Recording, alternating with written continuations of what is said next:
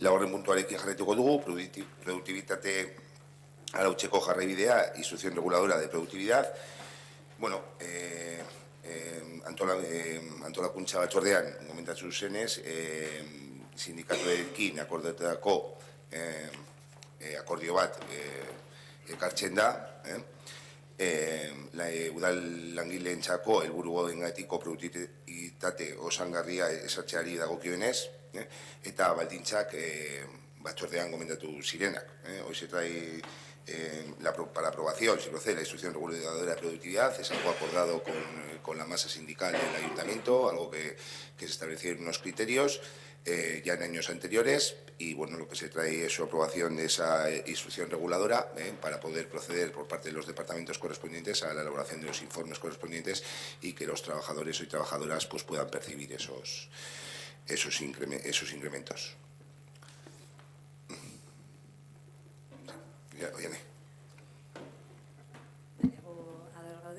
Langileentzako noragarria bada, beti egongo gara, badakigu kontu atzetik dator, eta bere momentuan 2017an uste dute adostu zala, eta okerrez banago, eta hor momentu horretan alderde guztiak ados egon ginen. Gure zalantza da, modu egoki batean kudeatzen ari den, ala ez, justo testuan irakurri dut data batzuk, 18 de octubre, 30 de octubre, ez? Aldatu direla. Vale. Dite izaskunek aldatu direla. Vale. Da batzorderako bidalitako testua, orduan bai aldatu da, eta data Ez que testua irakurtzen, eta datak ikusita, eta gaur egik data ikusita, ez genuen ulertzen. Batzutan kopi-pegarenak dira hori egeratzen direla, eta batzorderako bidalitako testua da horrezgatik. Bueno, decía que nosotros siempre que sea mejorar las condiciones y que sea beneficioso para los y las trabajadoras, pues que vamos a estar de acuerdo, que esto, si no me equivoco, viene ya del 2017 en el que se habló del tema y todos los partidos estuvimos de acuerdo. Y bueno, nuestra duda era un tema de fechas que aparecían en la documentación, pero bueno, ya nos habéis aclarado que las fechas se han cambiado.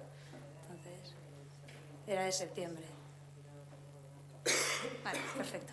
Vale, eskerrik asko, Iane. Tamara.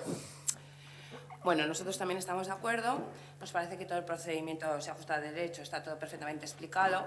Lo único que sí que nos gustaría incidir en esa auditoría de puestos que creemos que ya se está realizando, o no sé si estamos en ello ya, para que realmente esos objetivos que se establezcan sean ajustados a la actividad real que se realiza. Sí, eskerrik asko, Tamara. Sí, la valoración de puestos de trabajo ya se está realizando, llevar un proceso, como se informó, de 6 a 9 meses y ya está haciendo procedimiento.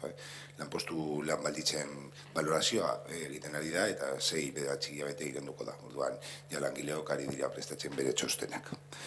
Eskerrik asko, orduan bozketa egingo dugu. Produktibitatea arautzeko jarraibidearen alde, onartutzat geratzen da.